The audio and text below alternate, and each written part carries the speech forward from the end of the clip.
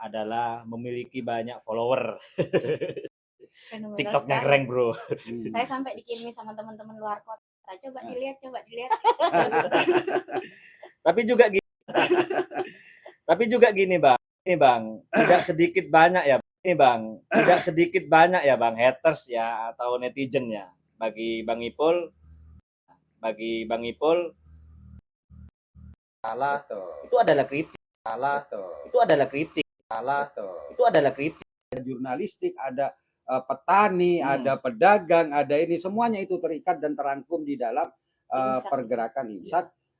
Kenapa kita mengatakan IMSAK? Ya toh, karena kita memang mengkhususkan hanya untuk masyarakat yang anti korupsi. Kita tidak pernah mengundang masyarakat yang pro korupsi. Oke, siap. Nah, ya toh. Maka ketika ada orang yang masuk dan bergabung juga ikut berjuang, itu masyarakat anti korupsi. Nah, ketika kita berbicara tentang satu sudut, kita akan berbicara dengan sudut lain. Artinya yang menentang ini yang pro korupsi. Oke.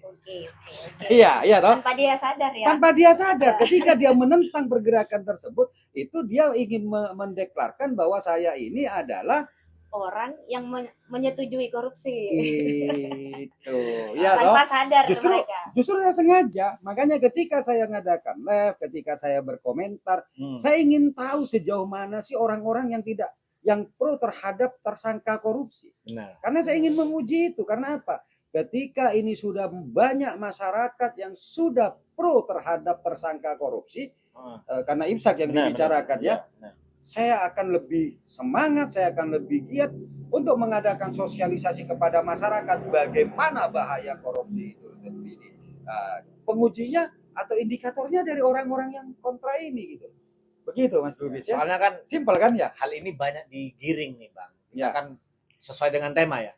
Hal-hal seperti ini kan banyak digiring di media sosial kayak gitu ya. Harusnya media ataupun siapapun lah, jurnalistik ataupun wartawan ataupun sebagainya, itu kan harus objektif nih dalam melihat sebuah perkara ataupun fenomena-fenomena yang terjadi.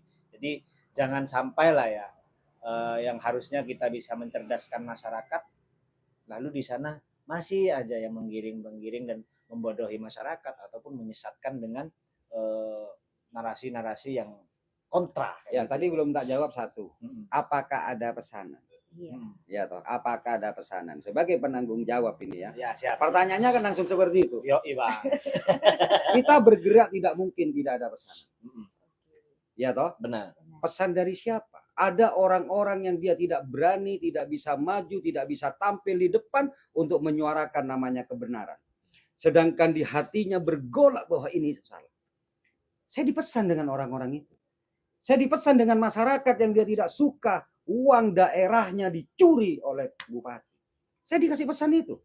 Maka apa yang dia lakukan? Dia meminta kepada saya, Bang, tolong pimpin kami, Bang.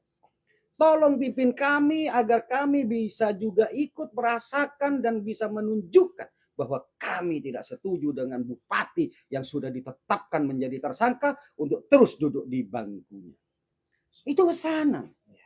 Lah, kalau memang itu, ya, itu dan itu bukan dari pesanan dari orang-orang yang tidak suka dengan bupati, bukan. Tapi ini terkait dengan masyarakat ayat yang sadar anti korupsi. Ya. Yang sadar tentang korupsi. Iya, yang tentang korupsi. Kalau yang pro dengan korupsi ya enggak mungkin lah pesan pada saya. Kan begitu toh? Saya diajak. Ayo Bang, kita korupsi bersama. Ya enggak mungkin lah, masa berani ngomong begitu. Itulah yang saya katakan bahwa agar saya butuhnya begini, host agar lebih tertuju saja pertanyaannya, jangan universal. Maka ketika saya ada pertanyaan secara universal, saya jawab secara universal. Bahwa memang ada pesanan kepada saya, gitu loh. Ya, loh. Ada pesanan yaitu masyarakat, teman-teman mahasiswa yang ingin juga dia ingin mengetahui bagaimana sih sesungguhnya, terutama yang bertanggung jawab, karena bagaimanapun ketika aksi ini kan pasti ada namanya reaksi ya. Betul, baik dari APH juga, mungkin juga loh APH apa ada ya, ada lah buktinya. Setelah kita berkirim surat pun kita akan didatengin, kan ada reaksi. Kan saya kasih tahu kalau didatengin kami harus gini. Kenapa? Tugas saya pribadi adalah mentransformasi informasi, mentransformasi knowledge kita kepada adik-adik kita, agar apa? Perjuangan ini tidak hanya berhenti di kala hanya ada Bang Ipul. Siap. Siap. Keren. Harus lebih fokus. Oke, Bos. Agar jawaban saya bisa lebih fokus. Adek.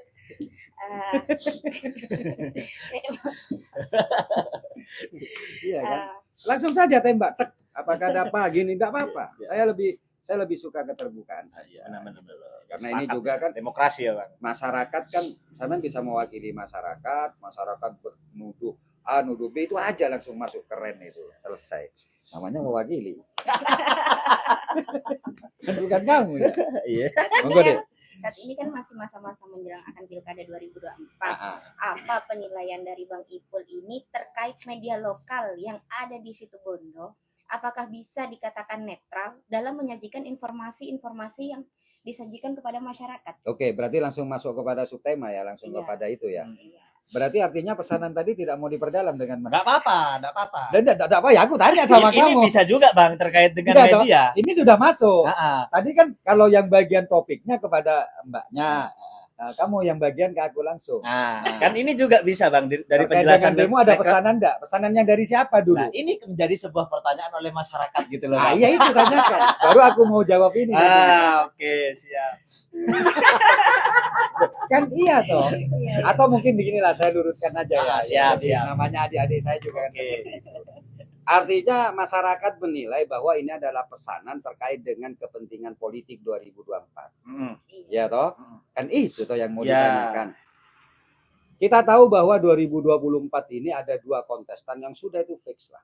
Gitu loh ya. Artinya yang pertama itu adalah petahana, yaitu Bung Karna sama Nyihoy. Yang kedua adalah sebagai penantang, yaitu Mas Rio dan Mbak Ulfi. Artinya ketika masyarakat itu mempertanyakan apakah gerakan imsak itu ada yang pesan dari dua belah pihak ini, kan begitu toh? Iya. Ya, toh? Atau dari pendukung di bawahnya atau apapun. Tapi kalau ketika saya berbicara, saya tidak suka yang berada di piramida bawah.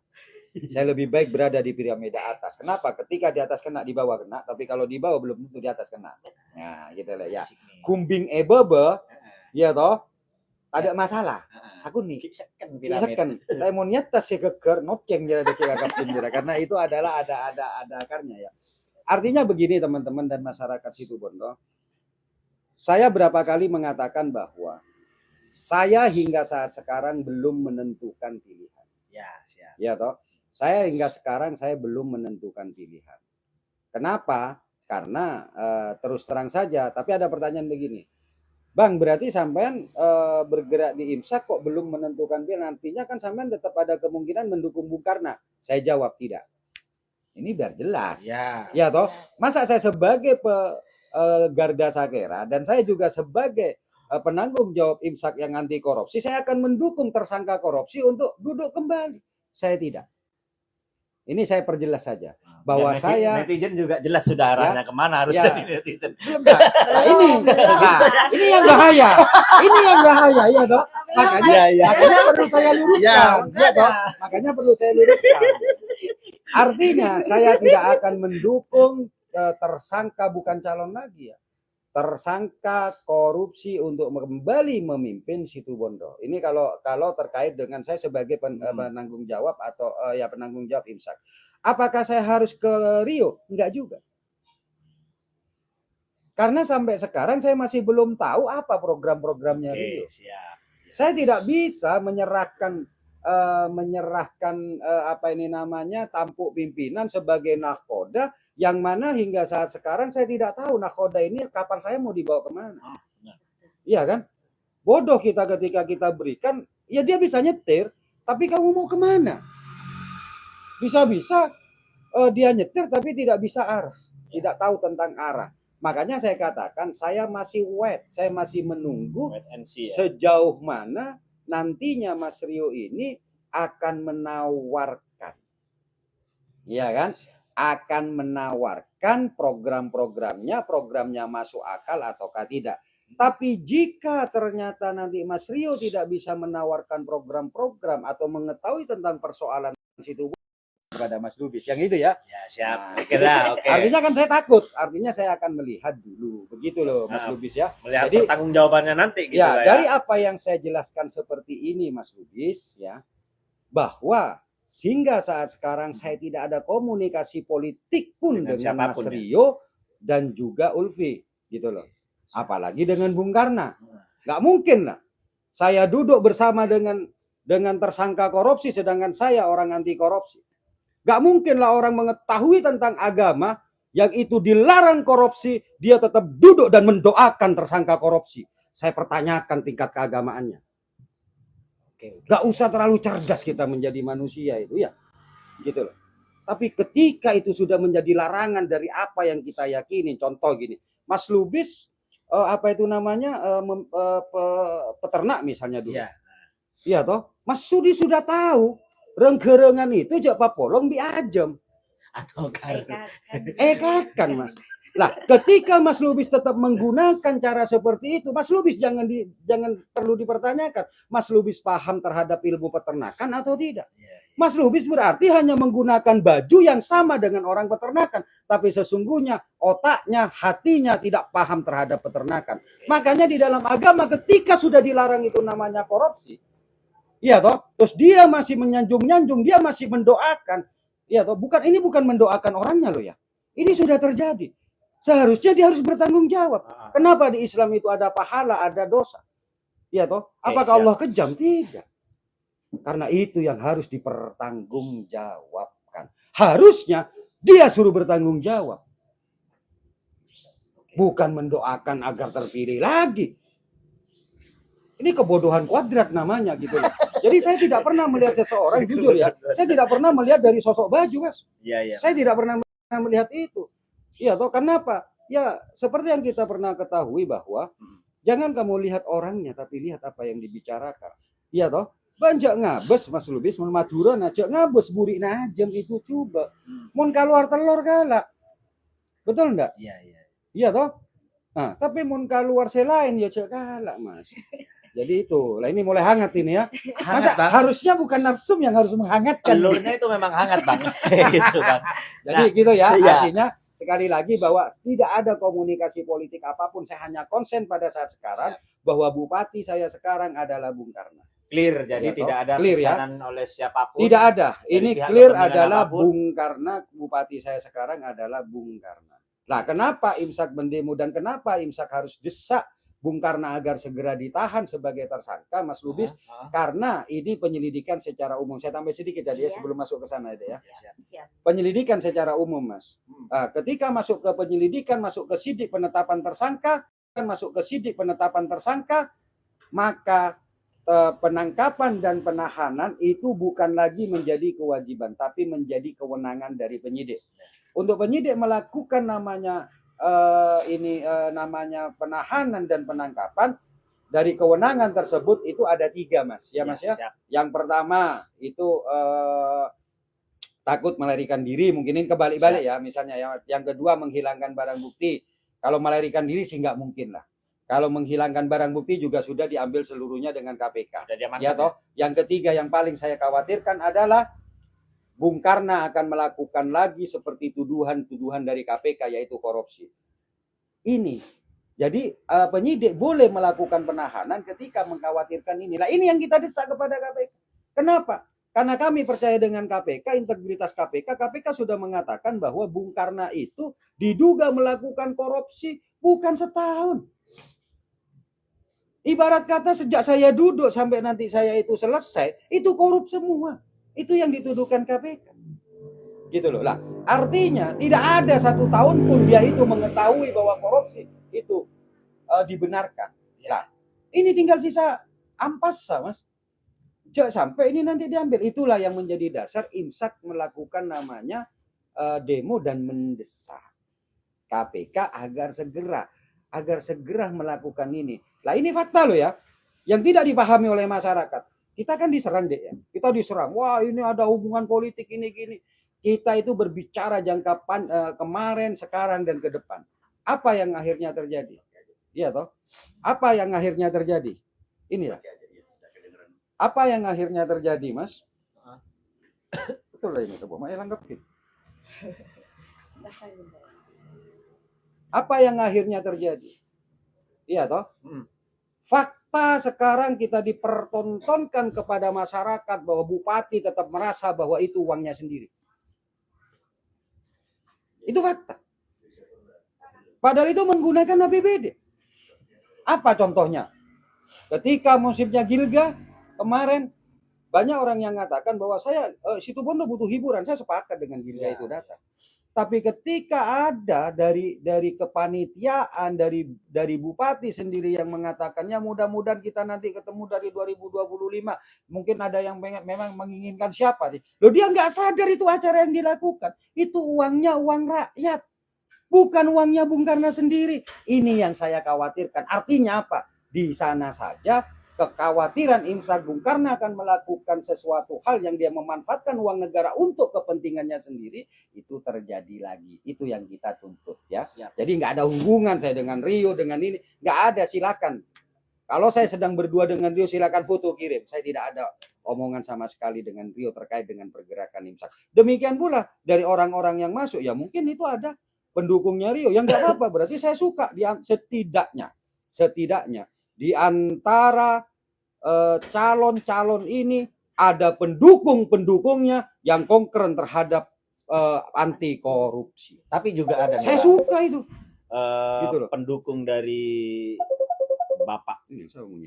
Pendukung dari Bapak itu kemarin juga ada, Bang. Bapak Pendopo nih. Kemarin juga ikut hadir ya. Gak apa-apa, berarti anti korupsi juga dia. Entah dia itu bersifat apa ataupun apa, kita enggak tahu. Yang penting kita alhamdulillah mereka berarti peduli juga dengan korupsi gitu ya. Iya. Jangan sampai menjadi musuh dalam selimut nih. Ternyata pintar juga kamu. Membawa nama-nama Bapak diajak ke sana. Oke. Enggak, serius Bang. Kemarin saya sendiri nih menyaksikan bahwa ini ada nih dan itu bisa dipertanggungjawabkan. Oh iya. Kedatangannya itu siapa nih? Saya bisa sebut nanti kalau memang mau tanya-tanya nih kayak gitu. Di belakang layar aja ya. Belakang layar ya. Poin yang tadi bisa diulangi lah, Dek, itu, Dek. Apa penilaian Bang Ipul tentang media lokal yang ada di Situbondo? Apakah bisa dikatakan netral dalam menyajikan informasi kepada masyarakat? Media lokal. Begini, kalau kita berbicara tentang media, itu harus ada hubungannya dengan kode etik dulu ya. Etik. Harus dihubungkan dengan undang-undang tentang media ya. Maka memang di dalam secara umum dikatakan media itu harusnya netral. Ya toh, harusnya netral. Tapi apakah media itu bisa netral? Itu nggak bisa netral. Ya toh. Yang penting adalah di dalam penyampaian dari media atau penulisan dari media itu ada perimbangan. Jadi yang lebih penting daripada netralitas adalah perimbangan. Itu lebih penting. Paham enggak maksud saya? Paham. Iya toh? Perimbangan. Jadi harus diberikan waktu kepada orang-orang lain yang memang dia itu ingin bersuara terhadap satu rilisan dalam media tersebut. Paham enggak maksud saya? Jadi nggak boleh kalau misalnya nanti ini media itu menulis terkait dengan perilaku seseorang yang berhubungan dengan perilaku orang lain tersebut, itu dia tidak menghubungi, Mas. Dalam satu frame tidak konfirmasi tersebut, tidak ada konfirmasi atau apapun, maka itu yang tidak boleh, Mas. Etikanya yang atau dia akan memberikan hak jawab atau hak bantah tidak diberikan, maka itu yang tidak boleh. Tapi kalau kita berbicara tentang kenetralan ini bukan objektif, subjektif. Ya toh, meskipun tadi Mas Lubis mengatakan bahwa ini adalah kita harus objektif yang di dalam media itu yang dimaksud adalah apakah memang betul ada orang yang berstatement seperti itu. Jadi tidak boleh kita menggunakan sebagai jurnalis, Mas, kita mengarang-arang, Mas Lubis tidak ngomong tapi kita tulis. Nah, itu yang tidak boleh. Ya toh. Nah, kayak KPK tidak ngomong ini, objektif itu ngomong ya. Gitu loh, Mas. Lah, jadi yang penting itu memang ada yang mengatakan. Kalau tidak ada itu berarti tidak bisa objektif lah. Terkait dengan kenetralan itu subjektif. Sejauh mana siapa yang membaca? Ya, misalnya Mas Lubis PDIP kan ya, kita tahu dari PDIP. Tiba-tiba terus ada penulisan terkait dengan PDIP yang menyorotin terkait PDIP ya, anggota PDIP yang kurang baik. Mungkin Mas Lubis mengatakan gitu loh. Wah, ini nggak netral ini. Kenapa partai lain yang juga melakukan tidak ditulis? Nah, padahal wartawan itu taunya cuman hanya ketika terkait dengan organisasi di PDIP. Lah itu yang saya katakan subjektif. Tapi ketika wartawan itu menulis hal-hal yang positif, Mas Lubis mengatakan, wah ini gagah ini, netral ini. Disitulah yang saya katakan. Betul. Berarti itu sesuai dengan ini ya. Sudut pandang juga sudut pandangnya membaca. Sudut pandang bos. Gitu. Makanya di sini ada di sudut pandang. Jadi bahasanya seperti itu ya, Dek ya. Artinya begini, misalnya begini, saya ambilkan contoh saja di Situbondo ya. Ada media lokal itu yang hanya mengangkat terkait dengan petahana saja. Yang baik-baik diangkat saja. Ya toh. Sedangkan kalau ini jelek tidak diangkat. Di sisi yang lain, ya toh, dia menjelek-jelekkan calon yang lain, menulis calon yang lain ketika ini ada sebuah kesalahan, tapi kebaikannya tidak diangkat. Ya toh. Yang penting itu adalah ada dalam satu frame, itu tidak ada masalah. Yang penting ada dalam satu frame. Karena jurnalis itu kan bukan sebuah kewajiban dia menulis. Yang bisa mewajibkan jurnalis menulis itu bukan masyarakat. Tapi apa? Perusahaannya. Oke. Karena dibayar. CEO-nya ya, Bang. Karena perusahaannya, Mas. Gitu loh. Bukan masyarakat. Penulis wartawan tidak nulis pun tidak ada sanksi yang diberikan oleh masyarakat. Paham enggak maksud saya? Paham sekali, ya, Bang. Lah, artinya itu di sana. Asalkan dalam satu frame. Nah, yang tidak adil itu ketika dalam satu frame, dalam satu tulisan, yang satu mangkat, yang satu jatuhkan. Kalau ini terkait dengan pemilihan, Mas. Dalam satu tulisan. Dalam satu frame, dalam satu tulisan tersebut. Tapi kalau ada tulisan satu dengan tulisan yang lain, itu adalah berbeda. Kan begitu toh? Siap. Nah, tidak ada masalah. Bagi saya pribadi tidak ada masalah. Namun yang perlu dipahami oleh para jurnalis dan perusahaan media adalah mereka itu tetap harus berorientasi trust masyarakat, kepercayaan dari masyarakat. Iya kan? Paham enggak maksud saya? Oke. Nah, artinya begini. Kita ada beberapa orang yang media itu dijadikan sebagai sarapan hidup. Bangun tidur dia akan melihat beberapa tulisan. Ya toh? Ada yang memang ke TikTok, silakan, tidak ada masalah, itu hak masing-masing. Kayak saya contohnya, ketika saya bangun saya pasti akan lihat ada berita apa sih di Situbondo. Ya.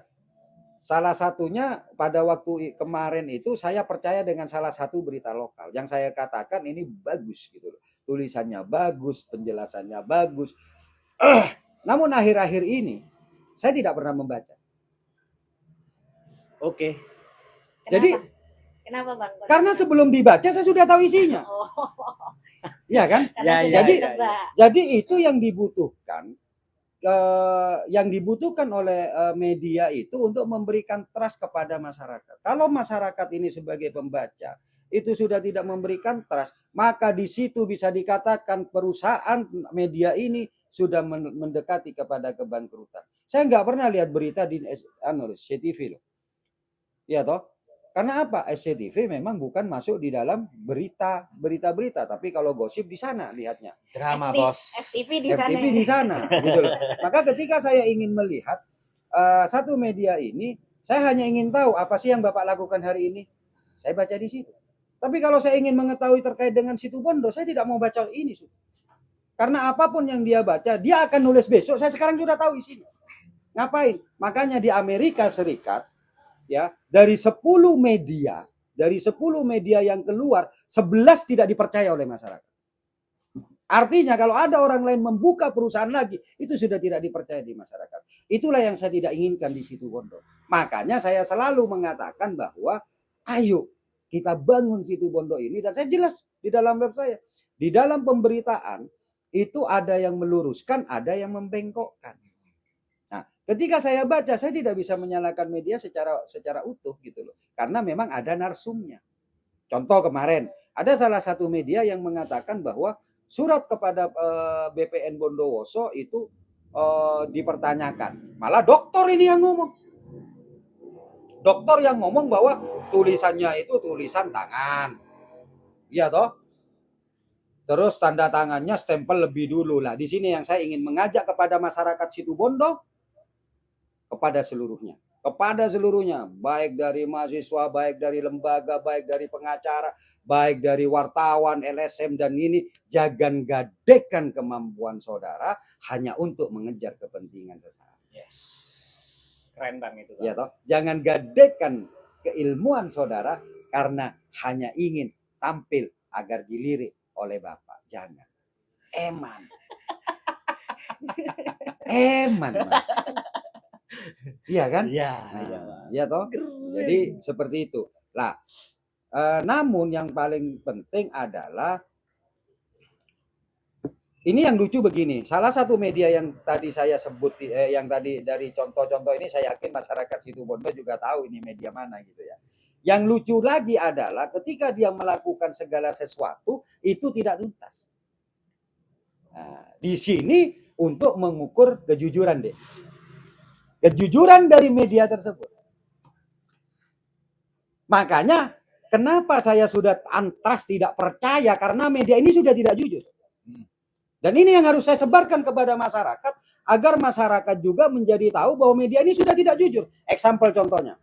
Ketika Mas Rio itu ada suatu persoalan di mana dia digugat oleh istrinya. Ya toh, terkait dengan wan prestasi atau penelantaran anak. Itu boleh. Karena itu sudah masuk di publik. Jadi media apapun boleh nge-up. Dan ini di-up apa keluar rilis terus. Saya tidak melarang itu. Nggak ada masalah. Artinya apa?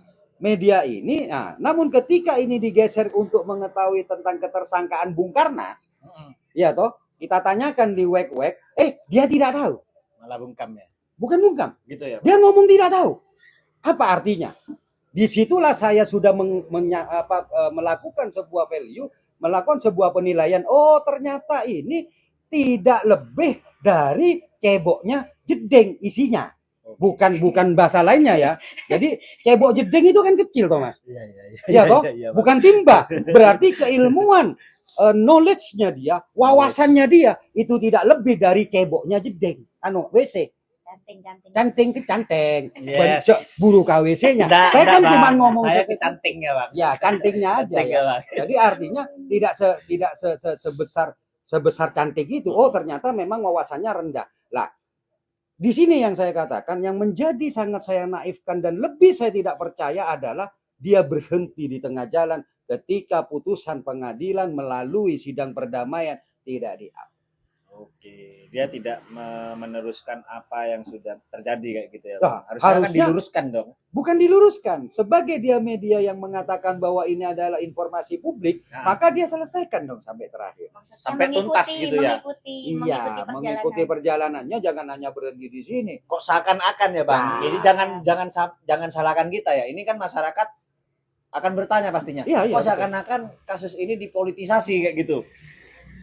Itu terserah masyarakat. Kalau Mas Lubis, kalau saya berbeda Mas. Berarti orang ini tidak paham media. Orang ini cetek ilmunya. Orang ini bodoh. Si yang punya. Jangan mancing-mancing ya. Berarti sampai di situ. Kenapa? Karena dia tidak paham apa arti dari media tersebut. Bang. Tujuan dari media tersebut sebagai pilar demokrasi, salah satu pilar demokrasi, dia bukan hanya bicara terkait dengan hak, tapi juga kewajiban. Tapi akhirnya jangan salahkan masyarakat. Kalau kasus ini masyarakat beranggapan bahwa itu dipolitisasi. Betul. Iya, nah, yang satu sampean ngomong dipolitisasi, ya boleh. Mbak misalnya adik misalnya ngomong, oh itu mungkin gak ada uangnya. Boleh. Kalau saya berpikir berbeda. Ini cetek. Gitu loh. Keilmuannya lebih kecil daripada cebok WC gitu loh. Tapi kan juga gini ya Bang, bagi saya ya. Oke lah media mau seperti apa, tapi ketika harus dalam hal rumah tangga seperti ini, kalau memang ini mau dipolitisasi ataupun sebagainya, ini masyarakat nih menganggap kayak gitu ya. Dalam tafsir saya sendiri Bang, tafsir saya pribadi nih ya sebagai orang awam, kok kayak gini ya, kasihan. Yang saya pikirkan itu, yang kasihan siapa? Saya kasihan sama anak Bang. Kasihan. Oh maksudnya efek dari penulisannya. Harusnya kan seperti orang-orang itu juga berpikir nih, ini efeknya daripada anak. Apakah ke depan kita tidak akan pernah ada masalah ya, seperti boleh itu saja kan? Masyarakat kok ya kan pembaca kan masyarakat pembaca. Kan gini kasihan berarti usulan kasihan masyarakat ya, usulkan saja Tapi nggak ada masalah, artinya begini, masyarakat boleh ya. Kita tidak pernah melarang masyarakat, bisa tak sampai melarang dia nulis? Bisa enggak? Oh ya enggak bisa. Enggak bisa. Demikian pula masyarakat, dia tidak boleh melarang masyarakat untuk mengadakan penilaian. Kan begitu toh? Karena dia sendiri yang menyuguhkan itu untuk dinilai, Bang. Cerdas. Mantap. Bang, ini ada pertanyaan nih Oke. dari siapa sih tadi? Dari Muhammad. Ini enggak ada Daso. iklannya, enggak ada iklan. Enggak ada, Bang. Ini jos aja, Bang. Abang tenang dulu. Abang mau Nah, sambil kopi. biasanya kalau kopi kita dia ambil bilang ambilin kopi ada dulu, Mas. iklannya biasanya. Ini Kopi sama air, Mas. setong kopi, Kopi setong. sama air. Ini Kak. Jangan. Itu dulu. Harus Abang berpuasa ya, belajar Begitu ya. berpuasa. Kayak gitu. Ini harusnya saya disampaikan. Jangan Abang nanti kayak Oke, gini. ada pertanyaan apa nih? Dari Mas Muhammad Dasro 611.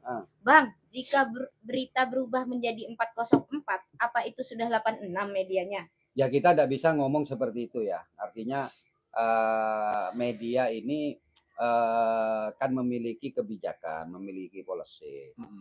Artinya ketika itu 404 atau apapun, kadang-kadang begini ya, pas domainnya habis juga 404 loh. Oh.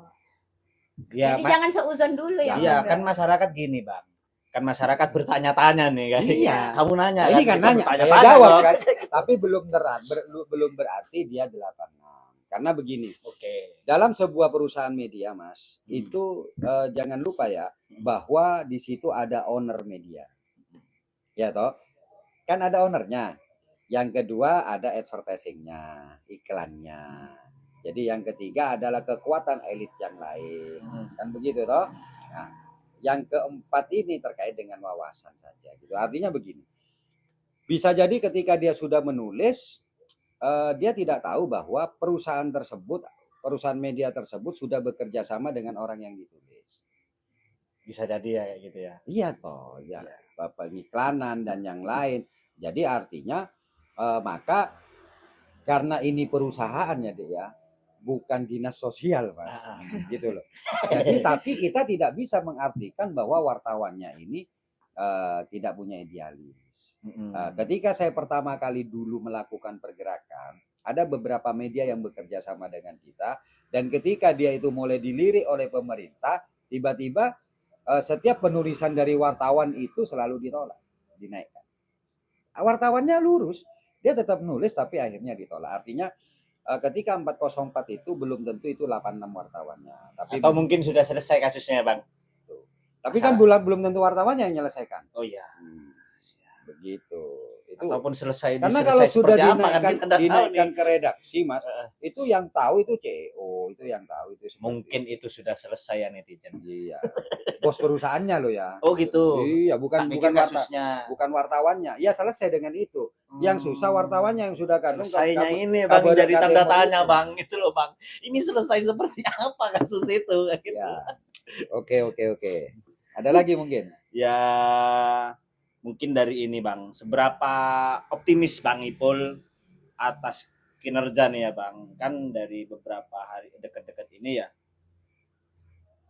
terhadap kinerja ASN, dan apa yang Bang Ipul harapkan dari kinerja ASN ini loh Bang. Kan yang kita lihat nih Bang jauh-jauh hari ini kok masih ada sih ASN seperti ini, cawe-cawe dalam politik dan sebagainya. Seperti apa dulu? Nah, dia kan selalu kan di dalam undang-undang ASN itu kan diwajibkan untuk netral ASN Bang. Ya. Tidak boleh berpolitik praktis. Tapi fenomena yang terjadi Bang, ini marak Bang. Marak politik praktis, politik terselubung kayak gitu Bang. Ya. Seakan-akan dia adalah juru bicara pemerintah kayak gitu Bang. Saya akan bicara secara umum dulu ya. Dimanapun itu Mas. Dimanapun itu.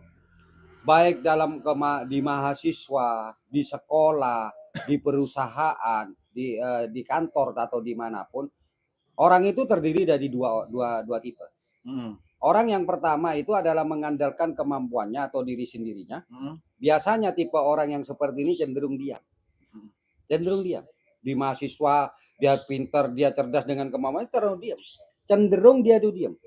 Tapi di poin yang kedua, dia juga ingin tampil karena semuanya itu ingin maju. Ini masuk ke dalam level yang tidak punya kualitas. Tipe orang yang tidak punya kualitas, mahasiswa yang tidak punya kualitas, yang tidak paham, dia akan menggunakan tipe yang nomor 2. Apa? Menjilat. Dan ini terjadi tidak hanya di kemahasiswaan. Karena saya ketua senat, gitu loh. Tidak hanya terjadi di sana, di perusahaan juga begitu. Saya punya perusahaan, beberapa kali saya didatengin dengan orang-orang itu yang hanya dia itu ingin menunjukkan seakan-akan dia itu dia sayang dengan saya. Gitu loh. Seakan-akan. Ya toh. Nah, yang dia tonjolkan itu, tapi di anak buah saya yang lain itu enggak seperti itu deh. Jadi yang dia lakukan adalah menunjukkan prestasi kerjanya. Jadi memang itu tidak akan pernah akan hilang, Mas. Jadi artinya begini, saya berbicara dulu ya sebelum saya bicara tentang undang-undangnya ya. Maka artinya maka dimanapun itu, kalau dia tidak punya kualitas dan hanya menggunakan lidahnya untuk menjilat, bukan otaknya untuk melakukan pemikiran dan mengerjakan tugas-tugas yang dikerjakan dengan baik, maka dia akan menggunakan lidahnya untuk menjilat. Dan dia tidak akan urus terkait dengan aturan, Mas. Terkait dengan aturan dia tidak akan urus. Sama dengan mahasiswa tidak boleh nyontek ya tetap nyontek. Padahal itu dilarang. Iya toh. Tapi ketika dia itu agar gurunya tidak marah dengan dia, nah dia berusaha untuk menjilat kepada gurunya. Jadi ketika ada tipe masuk kepada poin nomor 2, Mas, itu berbeda dengan poin nomor 1 deh. Kalau poin nomor 1 itu memegang etika dan aturan dengan baik, kalau dilarang dia dilarang. Selesai, tidak usah diapa-apakan, dia tidak boleh nyontek, dia tidak akan nyontek. Gitu ya. Dia ini yang akan mengikuti aturan. Tapi di tipe yang nomor 2 biasanya otaknya tidak punya kemampuan. Nah, biasanya ini menjilat. Gitu loh. Yang diunggul-unggulkan pimpinannya, misalnya direkturnya diunggul-unggulkan. Karena direktur sah kita. Wah, gitu direktur kita keren, mantap, lanjutkan direktur kita misalnya. Ini adalah tipe ASN yang tidak otaknya kecil. Pemikirannya, kecerdasannya itu kecil. Dan biasanya orang seperti ini tidak akan pernah melihat namanya kitab undang-undang. Ini dilarang atau tidak. Gitu loh. Paham enggak maksud saya? Paham, Mas. Nah, itu kalau terkait dengan kita melakukan kamu membaca terkait dengan kenetralan. Tapi kalau sekarang berbeda, Mas. Khusus Situbondo ini saya katakan ya. Khusus Situbondo saya katakan, artinya ketika ASN ini tetap bereforia untuk mengatakan seperti itu, maka bisa saya pastikan dia sejalan dan sejalur dengan tersangka korupsi di kepalanya. Artinya apa? Dia yang memimpin itu wajib hukumnya untuk ditelaah, untuk diteliti apakah ya toh di dalam dia memegang institusi tapak camat di dalam pengelolaan dananya. Ini pasti jiwa-jiwa korupsinya ada, Mas. Oke. Di dinas misalnya yang menjilat, yang tetap pada posisi sekarang ketika bupati menjadi tersangka korupsi dan dia tetap mendengungkan untuk melanjutkan, artinya dia merasa senang, merasa enak, merasa enjoy ketika dia punya memimpin yang sudah menjadi tersangka KPK. Artinya apa? Ini sejalan dan searus. Makanya saya sekarang melihat siapa saja ASN yang Situbondo yang ini cenderung ke arah sana. Nah ini sekarang sedang saya radar, Mas. Gitu loh. Misalnya camat A. Oh, camat A seperti ini ya, di samping tentang kalau yang sebelum Bung Karno menjadi tersangka korupsi, Mas, saya hanya berbicara terkait dengan kapabilitas dia. Ya toh? Ya, tapi kalau sekarang saya sudah berbeda, Mas. Artinya apa? Artinya dia itu saya punya keyakinan, dia merasa enjoy, dia merasa enak, sudah berada di anak buah pemimpin atau bupati yang sudah ditersangkakan oleh KPK, oleh tindak pidana korupsi. Nah, secara otomatis ini juga ikut merasakan. Ini juga ikut merasakan atau ya, kalau bahasa hukum itu dan atau ini juga menjaga diri, Mas. Karena kalau ini betul-betul nanti ini, takut dia ini nyokot ini. Bisa jadi. Artinya apa? Hanya terkait dengan masalah korupsi saja. Orang ini ketika mendukung bereforia, dia itu otaknya tidak beda jauh dengan otak-otak tersangka korupsi. Begitu, Mas. Siap, Bang. Ya. Belakangan ini ya, Bang. Belakangan ini di Situbondo digoyang dengan adanya kasus korupsi yang memtersangkakan Bupati Situbondo. Permasalahan yang sebenarnya bukan masalah tersangka dalam proses hukum yang terjadi. Mengingat itu telah ditangani oleh negara dan Bang Ipul sebagai masyarakat ya, atau media yang punya hak untuk turut serta mengawasi proses ini berikut perkembangan pembangunan selain lembaga pemerintahan terkait. Terlepas dari itu semua, pasti ada dampak kepada ASN dan lembaga pemerintahan yang harus kita jaga agar tidak terkontaminasi dampak negatif daripada korupsi ini. Kita menginginkan nih Bang, ASN yang sangat baik untuk melakukan good government dalam lembaga pemerintahan ini. Tapi hingga hari ini nih Bang, media tidak pernah membahas dampak daripada itu Bang. Apa menurut Bang Ipul dulu Bang? Media tidak membahas terkait dengan dampak dari korupsi tersebut ya. Ya betul itu. Saya lihat juga ya termasuk media saya juga tidak nyorotin itu ya. Abang memang medianya tidak menyorot, tapi Ya, abang turun nih di lapangan. Ini kan bicaranya media. Oke.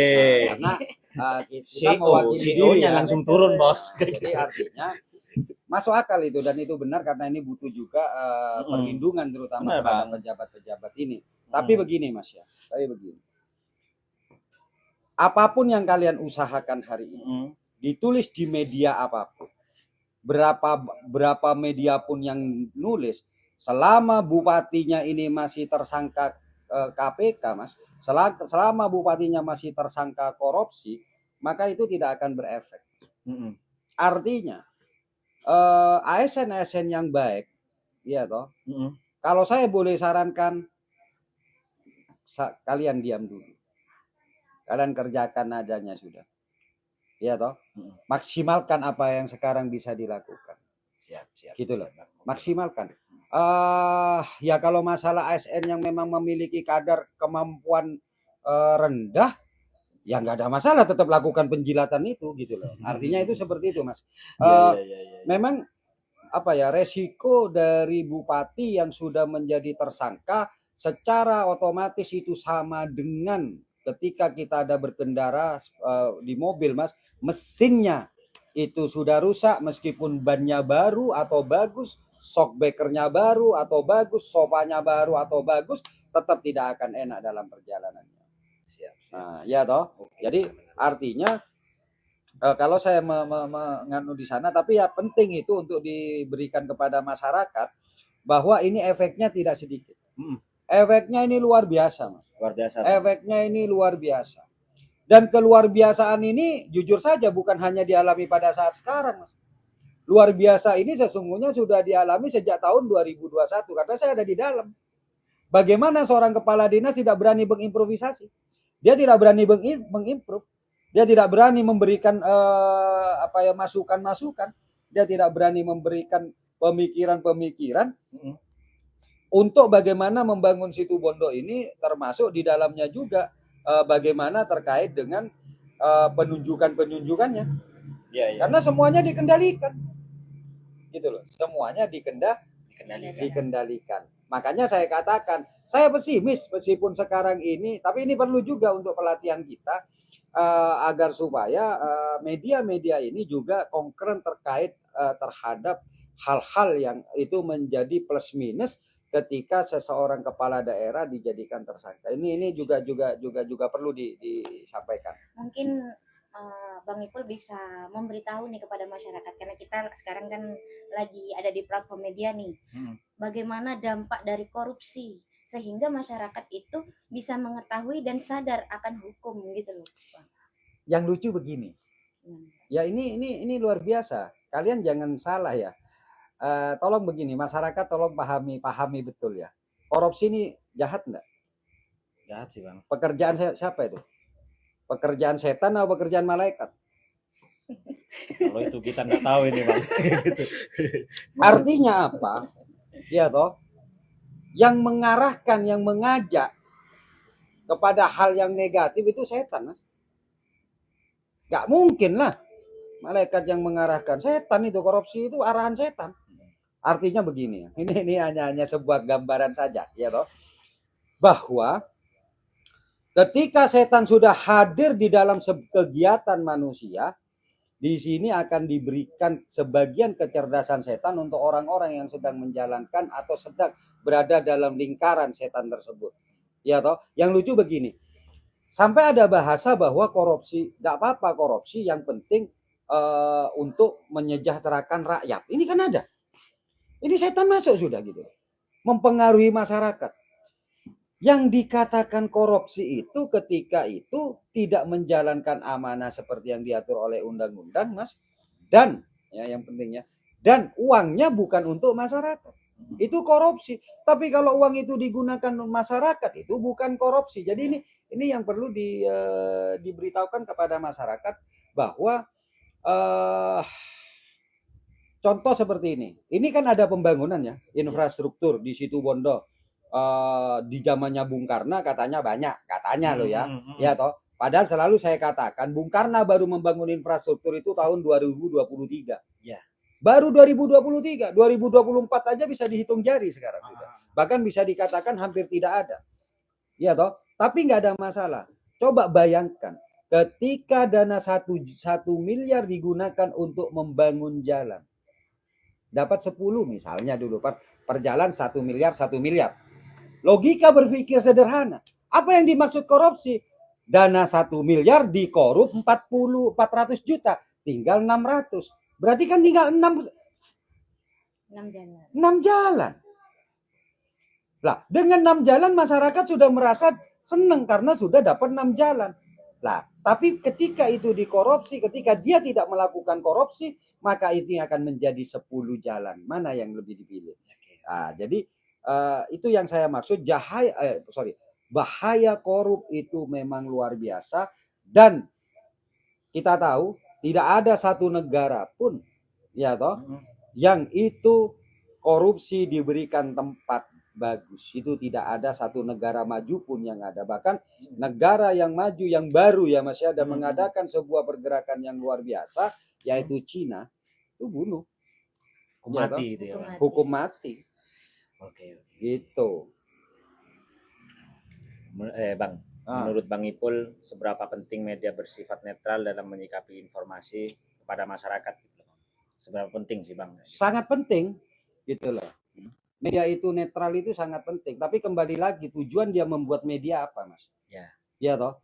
Kalau kita membuat masuk kepada media itu berdiri untuk memenuhi sebagai salah satu pilar demokrasi, maka itu bisa dikatakan penting. Tapi ketika media itu diberdirikan hanya untuk mencari keuntungan pribadi, ya toh, misalnya dia bekerja sama dengan Pemkab saja sehingga dia, ya kita nggak akan pernah bisa berharap media tersebut akan netral, Mas.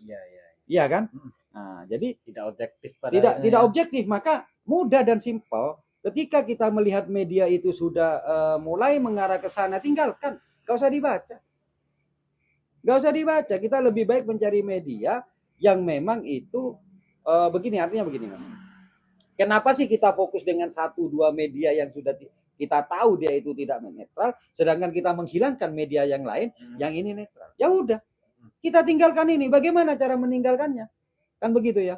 Tidak ada salahnya. Media ini harus bisa berbenturan dengan media lain. Sama dengan saya ketika saya di Garda Sakera, saya tidak sedikit orang yang saya bentur dari lembaga swadaya masyarakat. Apa tujuannya? Agar dia itu tahu bahwa jangan menggunakan baju ini untuk kepentingan kamu saja. Karena baju ini hakikatnya untuk kepentingan bersama. Sangat penting, dan saya berharap media, makanya tadi saya katakan jangan gadaikan keilmuan kamu hanya untuk sesuatu atau hanya untuk mendapatkan keuntungan pribadi. Jangan gadaikan, karena ilmumu itu mahal. Iya toh? Iya kan?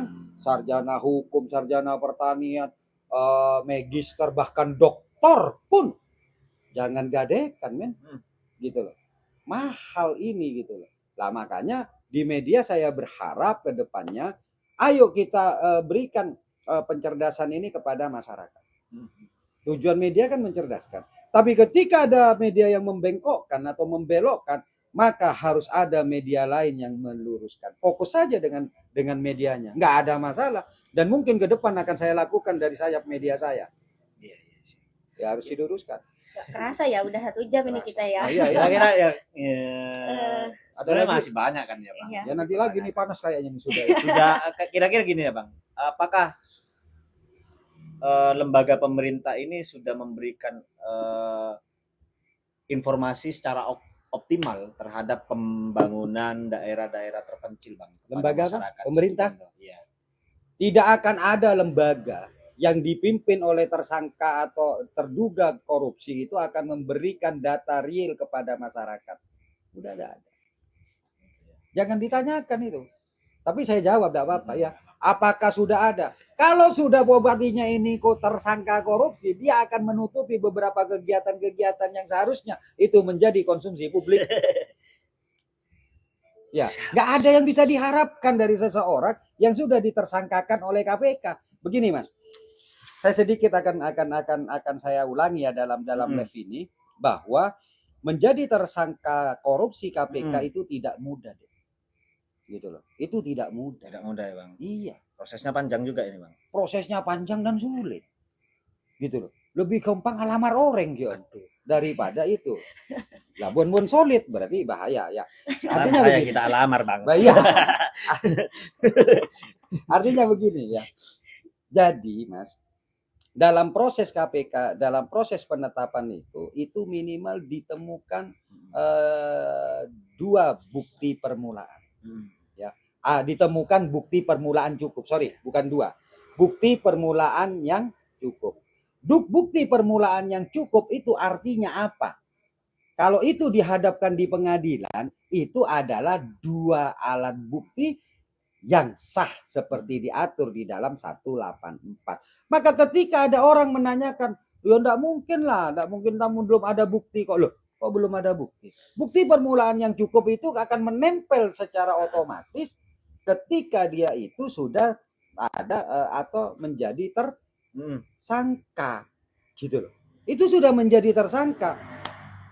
Ada seorang dokter mengatakan bahwa lo itu enggak bisa kita katakan seperti itu karena itu belum inkrah. Itu pelajaran SD itu. Gitu loh. Yang tidak boleh disematkan koruptornya. Tapi kalau tersangka korupsinya boleh disematkan. Ya, masih tersangka ya. Iya toh, jangankan ya Mas ya, jangankan ini ya. Jangankan masih di level tersangka. Level terdakwa pun juga masih belum bisa disematkan. Oke. Vonis belum bisa disematkan. Belum bisa disematkan ini koruptor. Karena apa? Meskipun sudah vonis, dia masih bisa melakukan upaya banding sampai ingkrah. Betul kan? Oke. Nah, tapi yang penting, tapi yang penting adalah tersangka, terdakwa, tervonis, terpidana, ini subjeknya sama. Oke. Tersangka A, dia nanti terdakwa A. Ini masuk ke terpidana A, dan mungkin nanti tervonis A dan terpidana A. Jadi sama. Maka ini jangan kacaukan lah kepada masyarakat.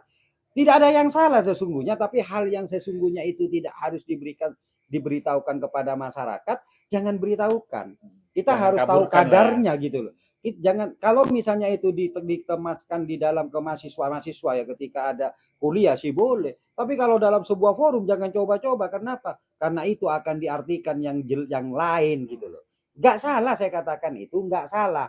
Nah, gitu loh Mas. Bang, terlepas dari hiruk pikuk masalah tersangka ini Bang, saya juga akan mau mendapatkan penilaian dari Abang nih ya. Terkait bagaimana sih pelaksanaan lembaga pemerintah Situbondo khususnya mengenai performasi kinerja pemerintahan Kabupaten Situbondo, yaitu Bupati Situbondo. Ini terlepas dari beliau ini menjadi seorang tersangka hari ini, sebelum menjadi tersangka lah kayak gitulah Bang. Seperti apa performanya kayak gitu loh Bang? Nggak bisa Mas. Kalau sampean menanyakan tentang performa kinerja Bupati Karna ketika dia sudah jadi tersangka KPK, dan itu dimulai sejak tahun 2021, artinya ketika dia pertama duduk kan 2022, 2023, 2024 ya performanya ya negatif.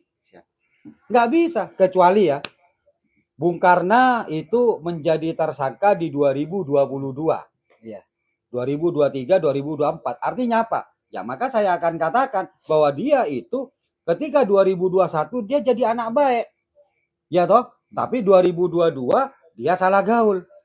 Ya toh? Dia salah gaul, masuk ke jurang lah, pertemanan yang salah. Tapi ketika dia itu baru masuk sudah salah gaul, ini bukan temennya yang salah, dia sendiri yang salah. Pemerintahannya masih belum maksimal lah ya Bang. Ya, kira-kira seperti apa ini Bang Ini juga waktunya sudah Ya, sangat Udah lama ya ini kayak gitu, 1 Bang. jam, 1 jam Heeh. lewat 6 menit udah. Bang. Asik ya. Mungkin gimana nih sebagai Ah. penutup kan ya? Anu, menurut Abang, menurut Abang ya, apa harapan Abang kepada calon pemimpin Situbondo selanjutnya nih? Oke, ini jadikan Sebagai pelajaran ya. closing statement nih ya. Sekaligus menjadi closing statement. Ini Abang. bukan hanya terkait dengan 2024 deh, tapi ini terkait juga bagaimana pemimpin kita ke depannya, ya. Dan pemimpin itu tidak hanya berada pada level bupati, demikian pula OPD yang ada. Ini jadikan pelajaran, gitu loh. Sejauh apa kalian bersembunyi dari sifat busuk kalian, suatu saat Allah akan menunjukkan sifat busuk kalian kepada masyarakat dengan dibuka aibnya.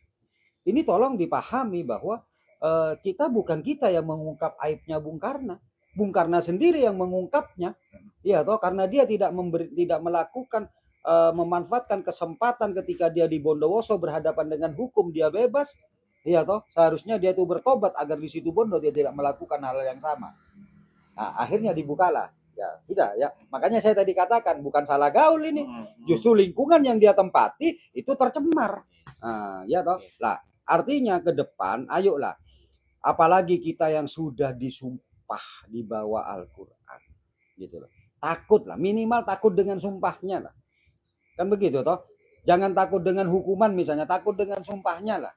Gitu loh. Jadi harapan saya ke depan, pemimpin ke depan, satu ya, jangan berusaha membohongi masyarakat. Dari mana? Dari janji. Oke, siap. Janji kampanye ini jangan bohong gitu loh. Kalau memang tidak bisa dikerjakan, itu jangan dijanjikan. Contohnya kemarin akan ditingkatkan kuota pupuk, itu bohong sudah. Ya toh. Jadi buat janji-janji yang realistis, yang benar, dan itu memang betul-betul dirasakan oleh masyarakat dan akan bisa dikerjakan. Karena dengan janji ini dia akan, ketika dia tidak bohong, maka dia tidak akan membuka kebohongan yang lain. Makanya ketika kamu berbohong sekali, maka untuk kehidupan berikutnya kamu hanya akan berbohong lagi untuk menutupi kebohongan yang sebelumnya. Ya. Terima kasih Oke, Bang Ipul. begitu. Mudah-mudahan kedepannya kita bisa bersambung kembali. Oke, dan siap. mudah-mudahan juga masyarakat Situbondo bisa paham akan bagaimana berita benar ataupun salah, ya, supaya kita ke depan bisa memberikan edukasi yang lebih baik terhadap masyarakat Situbondo ke depannya ya Bang. Oke.